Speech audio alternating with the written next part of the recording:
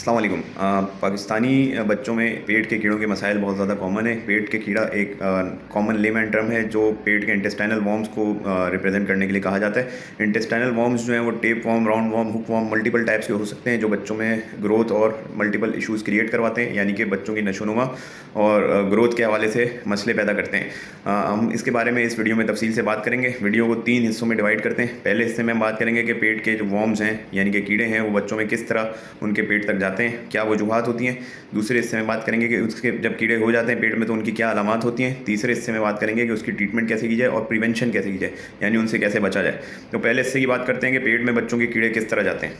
Common reason जो है बच्चों में पेट के कीड़ों का वो ये है कि बच्चे, छोटे बच्चे जैसे कि 1 साल 1.5 साल की उम्र के बच्चे जो क्रॉल करने लगते हैं और चलने लगते हैं, खेलना कूदना शुरू करते हैं, तो उन पर ये तवज्जो नहीं दी जा रही होती कि वो कहाँ बैठ के खेल रहे हैं, किन जगहों पे खेल रहे हैं और क्या क्या चीज़ें हैं जिससे वो खेल रहे हैं। अगर वो कंटेमिनेटेड जगहों पर बैठ रहे हैं, मिट्टी वाली जगहों पर बैठ रहे हैं जहाँ से उनके नेल्स में मिट्टी लग रही है और उसी हाथ से वो चीज़ें खा रहे हैं, तो नाखून के ज़रिए उनके पेट में कंटेमिनेशन के थ्रू वॉर्म्स के एग्स जा सकते हैं जो कि मिट्टी में पाए जाते हैं। तो कंटेमिनेटेड प्लेसेस पे बच्चों का खेलना एक रीज़न है। इसी तरह बड़े बच्चों में ये चीज़ें उस तरह भी फैलती हैं कि आप पानी जो इस्तेमाल कर रहे हैं वो किस तरह का पानी है, कंटेमिनेटेड वाटर है या बॉयल करके दिया जा रहा है। आइडियली बच्चों को बॉयल पानी पिलाना चाहिए कि पानी को आप अच्छे से बॉयल करें, 100 डिग्री सेंटीग्रेड से ऊपर जाए पानी में, जब भाप बनने लगे अच्छे से तो फिर उस चूल्हे को बंद करके ठंडा करें पानी को, उसके बाद उसको यूज़ करें। ये एक ट्रेडिशनल तरीका है जिससे आप वॉर्म्स वगैरह के जो एग्स होते हैं जो पानी में मिल सकते हैं, जो कंटेमिनेशन के थ्रू पानी में आ जाते हैं, उससे आप बच्चों को बचा सकते हैं। दूसरा रीज़न ये हो सकता है बड़े बच्चों में भी पेट के कीड़ों का कि खाना जो है वो अनकुक्ड या अंडर कुक्ड फूड उनको दी जा रही हो, जैसे कि सब्जियां वगैरह प्रॉपर्ली आपने ना पकाई हो या उसको सही से वॉश ना किया हो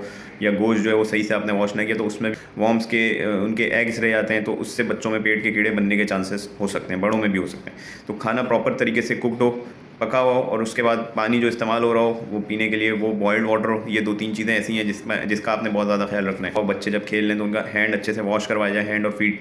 स्पेशली जो बड़े बच्चे बाहर जाके खेलते हैं मिट्टी में, तो उनको खेलना तो उनका बंद नहीं करा सकते, खेलना बहुत ज़रूरी है, लेकिन जब वो जाएँ खेलें फिर बाहर से वापस आएँ तो हाथ अच्छे से वॉश करें, एल्बो तक, घुटनों तक अपने पैर धोएँ और साफ़ सुथरे माहौल में रहें, सफाई का ख्याल रखें। नेल्स उनके टाइम पे कट किए जाए, नाखून बढ़ ना रहे हों जिसके अंदर मैल जमा हो जाते हैं, तो नाखून अच्छे से प्रॉपर्ली कट करना आपने मेक श्योर करना। ये कुछ चीज़ें जिनसे हम उन प्रिवेंशन वाले अमल को भी लाए अमल में ला सकते हैं। अब बात कर लेते हैं वॉर्म इन्फेस्टेशंस की अलामात के। पेट के कीड़े या पेट के जो वॉर्म्स हो जाते हैं उसमें बच्चों की क्या अलामात होती है। कॉमन अलामात ये हैं कि बच्चे की ग्रोथ मुतासिर होती है, वो कमज़ोर सा दिखने लगता है, खून की कमी दिख रही होती है आंखों के अलावा। मैदे की अलामात ये होती हैं कि उनको अक्सर पेट में दर्द की शिकायत रहेगी जो ऑन एंड ऑफ होती रहती है। मोशंस की शिकायत रहती है, कभी कभार मोशंस या कॉन्स्टिपेशन होने लगता है। ग्रोथ उनकी मुतासिर हो जाती है, वजन उनका बढ़ नहीं रहा होता, पेट में अक्सर उनके दर्द की शिकायत रहती है। तीसरी चीज़ वो दांत पीसते हैं, तो दांत पीसना भी एक उन अलामात में से एक है जिसमें आप वॉर्म इन्फेस्टेशन का शुबा जाहिर किया जा सकता है और उसको ट्रीट किया जाना चाहिए। कुछ बच्चों में मैदे की अलामात में नोज़िया, वॉमिटिंग भी शामिल है, बच्चों को उल्टियाँ आने लगती हैं, पेट में दर्द रहता है। तीसरी चीज़ जो कि पिन वॉर्म्स